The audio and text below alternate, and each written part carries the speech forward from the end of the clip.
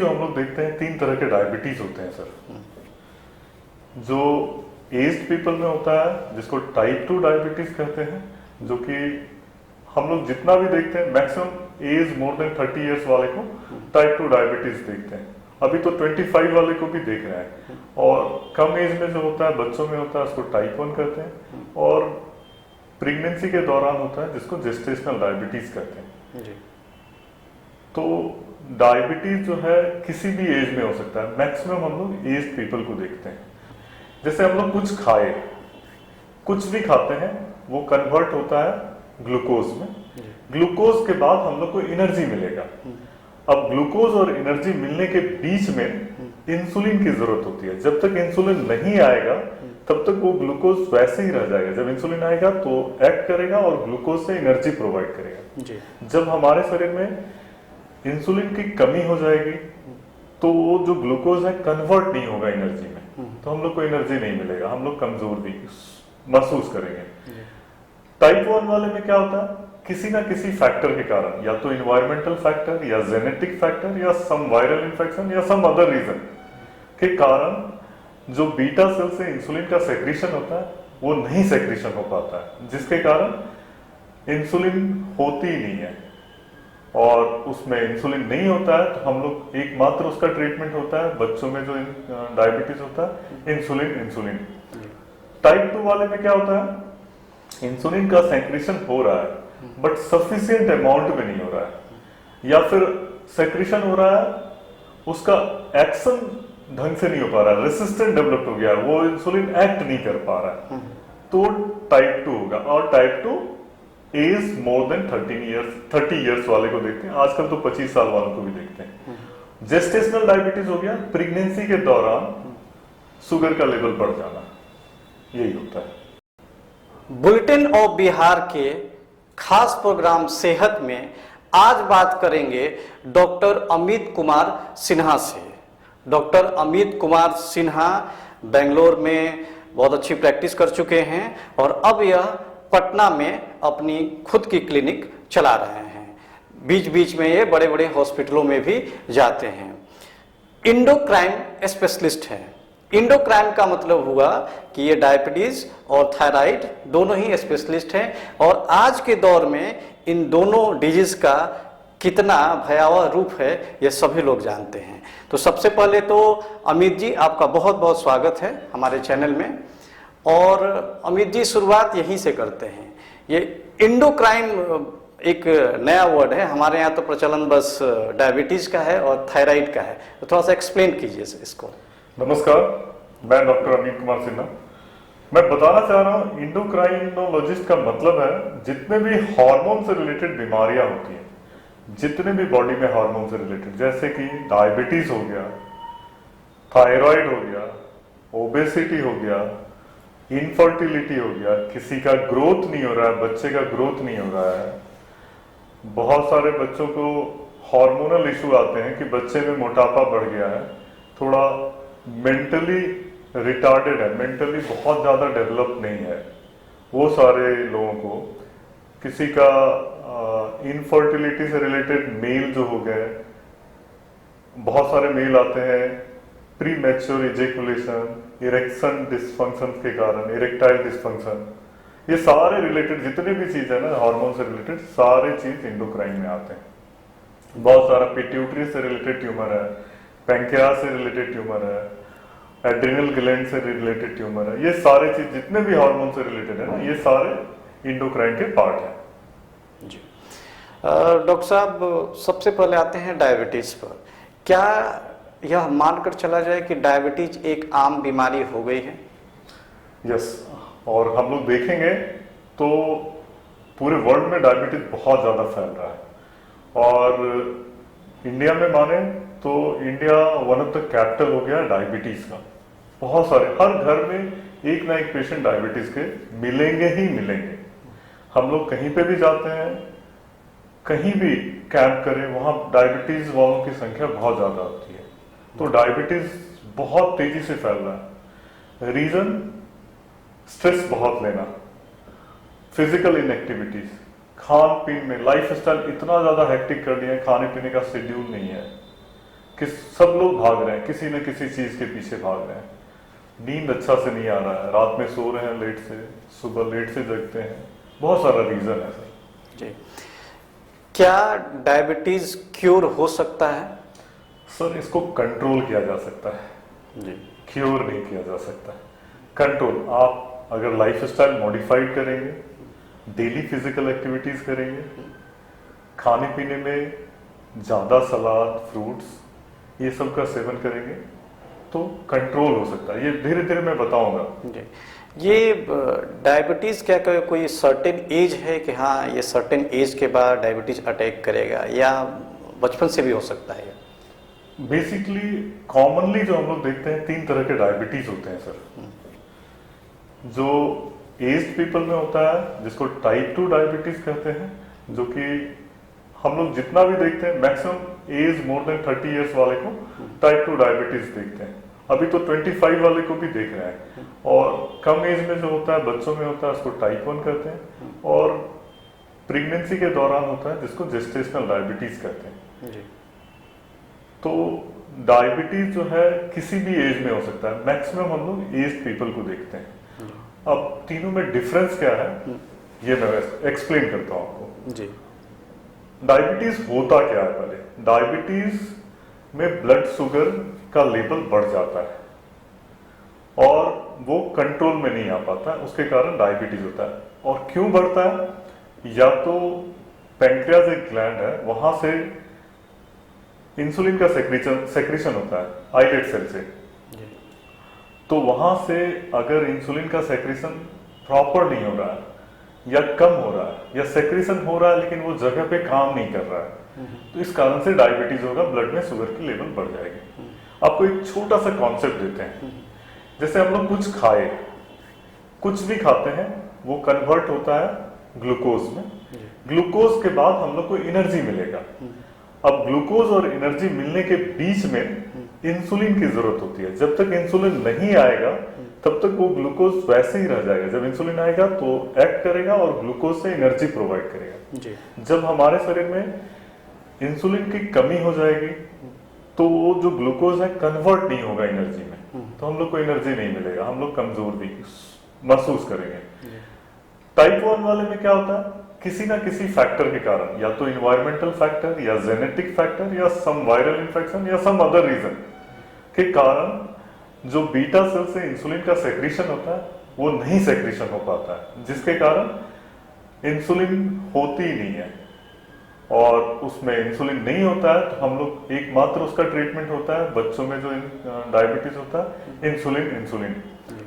Type 2 वाले में क्या होता है? इंसुलिन का सेक्रीशन हो रहा है बट सफिशिएंट अमाउंट में नहीं हो रहा है, या फिर सेक्रीशन हो रहा है उसका एक्शन ढंग से नहीं हो पा रहा है, रेसिस्टेंट डेवलप हो गया, वो इंसुलिन एक्ट नहीं कर पा रहा है, तो टाइप 2 होगा। और type 2 age more than 30 years वाले को देखते हैं, आजकल तो 25 साल वालों को भी देखते हैं।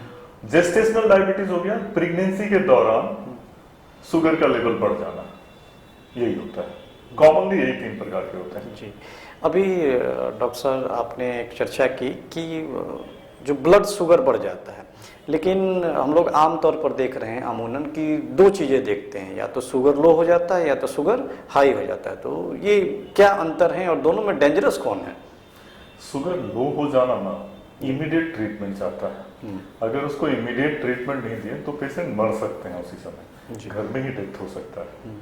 अब लो शुगर हाइपोग्लाइसीमिया, यूजुअली हम लोग एक वैल्यू रखे हुए हैं, शुगर का वैल्यू लेस देन 70 हो गया तो उसको हाइपोग्लाइसीमिया कहते हैं, लेस देन 50 हो जाएगा तो सीवियर हाइपोग्लाइसीमिया कहते हैं। जी, कुछ सिम्टम्स हम इसको बता देते हैं, सभी लोग देखेंगे तो इनको ये मालूम चल जाएगा कि हाँ इस पेशेंट को हो सकता है ये हाइपोग्लाइसीमिया का सिम्टम्स है, तुरंत कुछ ना कुछ ट्रीटमेंट है, वो भी मैं बताता हूँ। हाइपोग्लाइसीमिया में क्या होता है? बॉडी सीवरिंग होने लग जाता है, हार्ट रेट बहुत बढ़ जाएगा, पाल्पिटेशन होगा, एकदम घबराहट होने लगेगा, पसीना बहुत ज्यादा चलेगा, चक्कर आने लगेगा, धीरे धीरे पेशेंट जो है ना लगेगा कि अब गिर जाएगा, और गिर जाते हैं। आवाज जो है ना लड़खड़ाने लगता है, जैसे मैं अभी सीधा बोल रहा हूँ, बढ़िया से बोल रहा हूँ, उसके बाद अगर वो आवाज लड़खड़ाएगा तो जैसे हाँ मेरा ऐसे करके गिर जाएंगे। तो that is first symptoms, prime symptoms, अगर किसी भी डायबिटीज पेशेंट को ऐसा हो रहा है, पसीना ज्यादा आ रहा है, घबराहट हो रहा है, स्लरिंग ऑफ स्पीच है, धड़कन बढ़ गया, हाथ पैर कांप रहा है, तो समझिए कि हाइपोग्लाइसीमिया का सिम्टम्स है। इमीडिएटली अगर ब्लड शुगर मशीन है तो चेक करेंगे, नहीं है तो एक ग्लास में 4, 5, 6, 7 चम्मच चीनी मिलाएंगे या ग्लूकोन डी मिलाएंगे और तुरंत पिला देंगे। अगर ये नहीं पिलाते हैं तो तुरंत पेशेंट का जान जाने की संभावना होती है। इसीलिए hypoglycaemia is more dangerous than hyperglycaemia. Hyperglycaemia में शुगर का वैल्यू बढ़ जाता है, तो उसको मैनेज हम लोग 2 दिन, 4 दिन, 10 दिन, 1 महीना के बाद भी करेंगे तो चलेगा, लेकिन हाइपो वाले को विद इन 10 मिनट्स, 5 मिनट्स, आधे घंटे के अंदर मैनेज करना है। सर ये इसके पीछे रीजन क्या है शुगर लो होने के? प्राइम रीजन शुगर होने का स्ट्रेस। सभी लोग इतना स्ट्रेस ले रहे हैं, किसी ना किसी चीज के पीछे भाग रहे हैं। भागने का सेंस यही है, पैसे कमाने के पीछे। हर लोग कुछ ना कुछ ऐसा कर रहे हैं, टाइम नहीं देख रहे हैं, कब हमको भाग रहे हैं, सुबह भी जा रहे हैं, दोपहर जा रहे हैं, रात जा रहे हैं, कब लौट रहे हैं पता नहीं। इससे स्ट्रेस लेवल काफी बढ़ जाता है। तो स्ट्रेस पहला हो गया।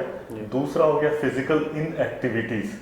मतलब कोई भी आदमी, किसी से भी पूछोगे, अगर आप बताओगे कि सर थोड़ा वॉक कर लीजिए, जो कि सबसे इजी है, वो भी नहीं करेंगे। हम लोग एक संस्था के थ्रू जुड़े हुए हैं जिसको कहते हैं आस्था फाउंडेशन, वॉक फॉर लाइफ। उसमें भी हम लोग यही सिखाते हैं, जीना है तो चलना होगा, walk for life and save your life. तो फिजिकल इनएक्टिविटी हो गया। तीसरा हो गया सर खान पीन का एडजस्टमेंट अच्छे से नहीं है, जंक पे डिपेंड हो गया।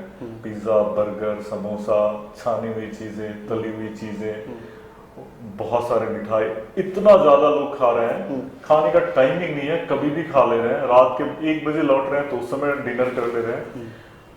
चौथा हो गया, अगर उस पेशेंट के फैमिली में किसी को डायबिटीज है, जैसे मम्मी पापा, दादा दादी, नाना नानी, तो हाई रिस्क पेशेंट होंगे। चौथा हो गया ओबेसिटी। आजकल प्राइम रीजन है हर बीमारी का ओबेसिटी, क्योंकि जंक फूड पे डिपेंड है, फिजिकल इनएक्टिविटी, तो obesity one of the main factor हो जाता है। अब थोड़ी बहुत अल्कोहल भी इसमें आता है, स्मोकिंग भी आता है, किसी को बीपी का शिकायत है तो उसको भी होने का चांसेस होता है। यही सब मेन रीजन है डायबिटीज होने का। अब डायबिटीज को कैसे मतलब चेक करेंगे, बाद में हम लोग धीरे धीरे बताएंगे आपको। इसमें डाइट क्या होनी चाहिए कि आदमी डायबिटीज पेशेंट ना हो? सर मैं एक्सप्लेन करता हूँ थोड़ा, उससे पहले मैं सिम्टम्स बता देता हूँ। जी जी बिल्कुल, जो कि बहुत इंपॉर्टेंट है। हमारा ये चैनल का प्राइम मोटो है कि हम पेशेंट को अवेयर करें जितने भी इंडोक्राइन प्रॉब्लम है, डायबिटीज, थायराइड, तो मेरा मेन फोकस है। तो आप लोग देख रहे हैं तो इस चीजों को ध्यान रखिए। किसी भी पेशेंट को ज्यादा भूख लग रहा है, खाने का खा रहे हैं फिर भूख लग जा रहा है, प्यास ज्यादा लग रहा है, पानी बहुत ज्यादा पी रहे हैं, अब बार बार यूरिनेशन के लिए जा रहे हैं, पेशाब करने के लिए जा रहे हैं, और जितना भी खा रहे हैं उसके बावजूद कमजोरी आ रहा है, पैर हाथ में किसी को कंप्लेन होता है, पैर हाथ में झंझनाहट होता है, नंबनेस होता है, किसी को स्टिफनेस बोले या काफ मसल्स में बहुत दर्द हो रहा है। कुछ पेशेंट बताएंगे तरवा में, जो planter surface of the foot है, वहां पे जलन होता है, या कुछ भी घाव हो गया शरीर में या किसी तरह का अल्सर हो गया तो ठीक होने में काफी टाइम लग रहा है। किसी को सेक्सुअल इशू हो गया है, मतलब इरेक्टाइल डिस्फंक्शन या प्रीमेच्योर इजैकुलेशन, किसी को इनफर्टिलिटी से रिलेटेड प्रॉब्लम हो गया, ये सारे सिम्टम्स, पेशाब ज्यादा लगना, भूख ज्यादा लगना, पानी प्यास ज्यादा लगना, कमजोरी, सडन वेट लॉस। आप खा तो रहे हैं लेकिन आप कोई पेशेंट आएंगे आपको ये बताएंगे सर 2 महीना में ही 10 किलो का वजन लॉस हो गया सडनली। तो ये सारे सिम्टम्स है, weight loss, numbness, burning sensation over feet, कोई अल्सर है तो वो ठीक नहीं हो रहा है, तो ये सारे सिम्टम्स हैं डायबिटीज के। जी। अब सिम्टम्स जान गए, कैसे पता करें कि ये डायबिटीज है? क्या करना है? हम लोग को लैब टेस्ट करना है, लैब में जाके टेस्ट करवाना चाहिए। तो हम कुछ वैल्यूज बता रहे हैं जो कि बहुत इंपॉर्टेंट है, इस प्लेटफॉर्म पे बताएंगे तो काफी लोगों को जानकारी मिलेगी। जैसे फास्टिंग ब्लड शुगर, जो कि नाश्ते से पहले का, सुबह उठे और ब्लड शुगर चेक करवाए, वो यूजुअली अगर 100 to 125 100 से नीचे आ गया तो नॉर्मल कहलाएगा, फास्टिंग ब्लड शुगर सर। 100 से 125 चला गया तो that is in border line, उसको प्री डायबिटिक कहेंगे, जिसको IFG भी कहते हैं, इम्पेयर्ड फास्टिंग ग्लूकोज। अब फास्टिंग ब्लड शुगर अगर 126 या उससे ऊपर आ गया तो उसको कंफर्म डायबिटीज कहेंगे। ये हो गया फास्टिंग का। अब पोस्ट पेरिडियल, जो नाश्ते के 2 घंटे बाद या 75 ग्राम ऑफ ग्लूकोज लेने के 2 घंटे के बाद वाला शुगर का टेस्ट, वो अगर 140 से नीचे आ रहा है तो हम उसको नॉर्मल कहेंगे। 140 से 200 के बीच वाले को प्री डायबिटीज करेंगे। 200 टच कर गया, 200 या 200 से ऊपर को डायबिटीज करेंगे। 140 से 199 तक प्री डायबिटीज करेंगे। अब एक और वैल्यू आता है HbA1c, जिसको ग्लाइकोसिलेटेड हीमोग्लोबिन कहते हैं। वो एवरेज 3 महीने का ब्लड शुगर जांच बताता है। अगर उसका वैल्यू 5.4 से नीचे है तो नॉर्मल, 5.5 टू 6.4 तक प्री डायबिटिक, 6.5 टच कर गया या उससे ऊपर चला गया तो उसको डायबिटीज कहेंगे। ये लैब टेस्ट हो गया सर। जी सर, अब थोड़ी डाइटिंग पर आते हैं। डाइटिंग क्या होनी चाहिए कि शुगर से बचा जा सकता है? मैं 4 स्टेप में कुछ बातें बताता हूँ जी, जिसको लाइफ स्टाइल मॉडिफिकेशन कहते हैं। हम अपने क्लिनिक्स में यही बताते हैं या किसी भी हॉस्पिटल में। पहला, डाइट। डाइट क्या होना चाहिए? डाइट में हम लोग ज्यादा खाएंगे फ्रूट्स, वेजिटेबल, सलाद का सेवन ज्यादा करेंगे। फ्रूट्स, वेजिटेबल, सलाद। रोटी, चावल, कॉर्नफ्लेक्स, ओट्स का सेवन थोड़ा कम करेंगे। एक डाइट पैटर्न बताता हूँ आपको। जैसे सुबह में हम लोग ब्रेकफास्ट करते हैं ना, तो ब्रेकफास्ट में फ्रूट्स खाइए, जो भी फ्रूट्स खाने का मन है वो खाइए। थोड़ा बहुत आम, लीची, बड़ा वाला केला, अंगूर, थोड़ा कम, बट ये भी चल सकता है। तो हमारा ब्रेकफास्ट जो होता है ना, फ्रूट्स लीजिए, थोड़ा स्प्राउट्स ले लीजिए। हमारा बिहार में सत्तू वगैरह फेमस है तो सत्तू ले सकते हैं, ये ब्रेकफास्ट में लीजिए। अब कोई भी दवा अगर डॉक्टर लिखा है ब्रेकफास्ट से पहले खाने के लिए, तो ये नाश्ता जो ब्रेकफास्ट आप फ्रूट्स लिए इससे पहले खा लेंगे, जो नाश्ता के बाद होगा ये फ्रूट्स खाने के बाद खा लेंगे। दूसरा आ गए लंच पे। लंच पे हम लोग क्या करेंगे? हम लोगों का प्लेट क्या होता है ना, इतना बड़ा प्लेट है तो उसमें लगभग 60 to 70% या तो रोटी या तो चावल रहता है, 10% दाल रहता है, 10% सब्जी रहता है, थोड़ा चटनी अचार रहता है। हम लोग को उसको मॉडिफाइड करना है, हम लोग को ज्यादा क्वांटिटी में सलाद देना है। सलाद में क्या है? मूली, गाजर, खीरा, ककड़ी, प्याज, टमाटर, जो भी सीजनल सलाद है, जो भी जहां पे अवेलेबल है, जिस रीजन में आप रह रहे हैं, सलाद लीजिए। अगर आप बीपी के पेशेंट नहीं है तो ऊपर से नमक नहीं उसमें डालेंगे। अगर बीपी है तो उसमें नमक नहीं डालेंगे, लेमन डाल सकते हैं। सलाद तो क्या चाहिए? तो एक रोटी, थोड़ा सा चावल, या रोटी नहीं हो पाता है तो थोड़ा चावल ही ले लीजिए। चावल किसी तरह का चावल हो, जरूरी नहीं हो ब्राउन हो, कोई भी चावल, अरवा, उसना, ब्राउन, वाइट, गरम, ठंडा, किसी तरह का भी चावल। और सब्जी का क्वांटिटी ज्यादा होना चाहिए, हरा साग सब्जी, दाल लीजिए। ये आपका दोपहर का खाना हो गया। रात का खाना भी 1 प्लेट में सलाद, 2-2.5 रोटी, सब्जी, दूध दही जो लेना है ले सकते हैं। अब सुबह नाश्ता हम लोग कर लिए, दोपहर में खाना खा लिए, उसके बीच में जो टाइम मिलता है उसमें चाय पी सकते हैं बिना चीनी का, अगर आप डायबिटिक हैं। नहीं डायबिटिक हैं तो थोड़ी बहुत चीनी डाल सकते हैं। इवन डायबिटिक भी है तो हल्का चीनी डाला जा सकता है। चाय पी सकते हैं। बिस्किट आता है, वो मैरीगोल्ड आता है, न्यूट्री चॉइस आता है, बहुत सारा बिस्किट आता है जो कि शुगर फ्री रहता है, वो ले सकते हैं। अखरोट, बादाम, मूंगफली, थोड़ा काजू, ये ले सकते हैं। ये जो ड्राई फ्रूट्स है ये गुड कोलेस्ट्रॉल को बढ़ाता है, जिसको HDL कहते हैं, तो हमारे लिए बहुत बेनिफिटेड होता है। अब दोपहर भी खाना खा लिए, सुबह भी खा लिए, उस दोनों के बीच का भी खा लिए। अब शाम का जो स्नैक्स बचा है दोपहर और रात के खाने के बीच का, उसमें भी चाय, बिस्किट, अखरोट, बादाम, मूंगफली, भूजा हमारे यहाँ बहुत फेमस है, भूजा ले सकते हैं। ये आपका खाने का पैटर्न हो गया। घी, मक्खन अवॉइड करेंगे जितना हो सके। अगर नॉन वेजिटेरियन खाते हैं तो थोड़ा सा रेड मीट अवॉइड करेंगे। ये स्टेप हो गया खाने का। अगर ब्लड प्रेशर से रिलेटेड पेशेंट है तो नमक ऊपर से अवॉइड करेंगे। नमक ऊपर से मतलब है किसी भी चीज में एक्स्ट्रा सॉल्ट नहीं लेंगे, और उसके साथ साथ अचार, पापड़, चटनी का सेवन भी थोड़ा कम करेंगे। ये हो गया खाने का पहला। हम 4 स्टेप बोले थे लाइफ स्टाइल मॉडिफिकेशन, ये पहला स्टेप हो गया। दूसरा स्टेप क्या हो गया? या तो वॉकिंग करेंगे, या तो योगा करेंगे, या तो एक्सरसाइज करेंगे। बहुत इजी है। कुछ अगर कर सके नहीं कर सके, वॉकिंग करना इट्स वेरी इजी। कहीं पे भी आप वॉक कर सकते हैं। लोगों के पास टाइम नहीं मिलता। मेरे पास जितने पेशेंट आएंगे सर टाइम नहीं है। अरे आपके पास 24 घंटा मिल रहा है, सबको 24 घंटा में ही मैनेज कर रहे हैं, आपको 25 घंटा कहां से मिलेगा? आपको 25 भी मिलेगा तो भी आप नहीं चलेंगे। तो चलना सबसे इजी है। और मैं कुछ कुछ स्टेप्स बताता हूँ। मैं बहुत सारा चीज अपने फेसबुक पे भी अपलोड करता हूँ, यूट्यूब पे भी अपलोड करता हूँ। कुछ कुछ स्टेप्स, कुछ कुछ एक्सरसाइज के बताते हैं कि कहीं भी वो रहे, छोटा सा कमरा भी रहेगा ना, 8 बाय 8 का भी जगह रहेगा, 8 बाय 8 स्क्वायर फीट का, तो भी वो एक्सरसाइज कर सकते हैं। मैं कुछ वैसे एक्सरसाइज बताता हूँ, ऐसा टिप्स देता हूँ कि 15-20 मिनट करेंगे ना, वो कुछ नहीं चाहिए, सिर्फ आप वहां पे रहनी चाहिए, वो चीज आप कर सकते हैं। तो ये वॉकिंग, योगा या exercise, physical activities the most important. हम लोग जितना भी ट्रीटमेंट देते हैं, मेडिसिन 40% काम करता है सर, फिजिकल एक्टिविटीज और डाइट 60% काम करता है। लेकिन पेशेंट क्या चाहते हैं, वो जो 60% है ना, उसको भी मेडिसिन से कवर करना चाहते हैं। तो दैट इज नॉट पॉसिबल। अगर हम लोग वो करते हैं कवर, तो उसके साइड इफेक्ट्स भी बहुत ज्यादा है। तो इस चीज को समझना चाहिए। तीसरा, थोड़ा सा मेडिटेशन करेंगे, पूजा करेंगे। जो नमाज पढ़ते हैं वो नमाज पढ़ेंगे, जो चर्च जाते हैं चर्च जाएंगे, क्योंकि meditation is the most important चीज। शांत रहना है, स्ट्रेस को कम करना है। स्ट्रेस कम करेंगे तो बहुत सारा चीजें, बहुत सारा बीमारियां कम होंगी। डायबिटीज ऑटोमेटिकली थोड़ा सा कम हो जाएगा। तो स्ट्रेस नहीं लेना है। हर रोज सुबह उठ करके ऊपर वाले को ध्यान देना है, प्रे करना है। रात में सोने से पहले प्रे करके सोना कि थैंक यू गॉड, जितना भी हुआ दिन अच्छा गया। चौथा, अगर डॉक्टर कुछ एडवाइस कर रहे हैं तो उसको फॉलो कीजिए।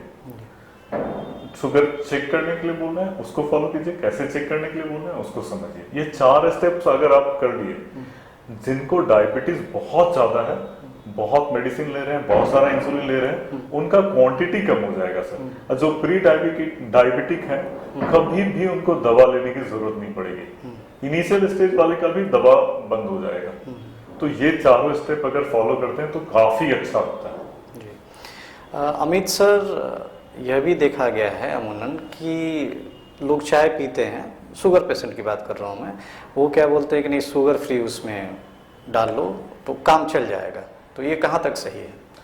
ओके, चलेबल है, बट मेरा कहना है कि अवॉइड करें उसको भी। कितना परफेक्शन है उसमें, बहुत ज्यादा। वो जितने भी प्रोडक्ट्स आते हैं उसमें परफेक्शन कितना लिखते हैं, उतना परफेक्शन है कि नहीं। आप अवॉइड करेंगे तो ज्यादा अच्छा रहेगा। एक बार हैबिट बना लेंगे ना बिना शुगर का चाय पीने का, तो वो टेस्टी लगने लगेगा जी।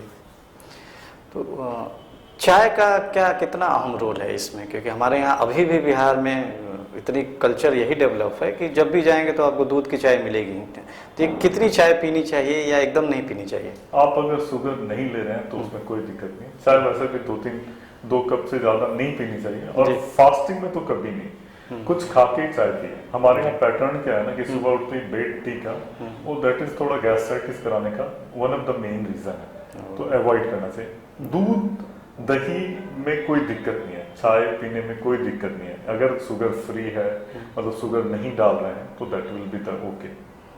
कभी कभी दूध पीने के बाद भी ऐसे इश्यू आते हैं कि हाँ कोई एसिडिटी हो जाती है, क्या तो क्या उससे शुगर की संभावना बढ़ती है क्या? नहीं, दूध पी सकते हैं, दही खा सकते हैं, ये सारे मिथ्य हैं। और जो एसिडिटी की प्रॉब्लम है, अगर बहुत सारे हम लोग क्या करते हैं ना, बहुत जगह कुछ पेशेंट्स ऐसे भी आते हैं, ऑन कॉल रहते हैं, मोबाइल पे फोन किए हैं, वहां पे गैस की दवा अवेलेबल नहीं है। तो मिल्क अगर ठंडे रूम टेम्परेचर पे रहे या उससे थोड़ा नीचे ठंडा रहे और उसको पिएंगे तो गैस्ट्राइटिस को कम करता है जी। तो अच्छा फायदा करता है। शुगर का और ये जो एसिडिटी होती है, क्या इन दोनों का कुछ संबंध है? एक्चुअली क्या है ना, एसिडिटी मोस्टली कॉमनली कारण क्या होता है ना, डाइट पैटर्न सही नहीं रहता है। सुबह में ब्रेकफास्ट वो लोग करते हैं 12 बजे 1 बजे, तो ये चीज प्रॉब्लम है। 2 बार 3 बार चाय पिए रहते हैं। जितने भी मेरे पास गैस्ट्राइटिस वाले पेशेंट होते हैं वैसे आते हैं कि सुबह का ब्रेकफास्ट होता है 12-1 बजे, वो एक ही साथ लंच हो जाता है, ब्रेकफास्ट और लंच, और उससे पहले 2-3 बार चाय पिए हुए रहते हैं फास्टिंग में। तो वो रीजन होता है।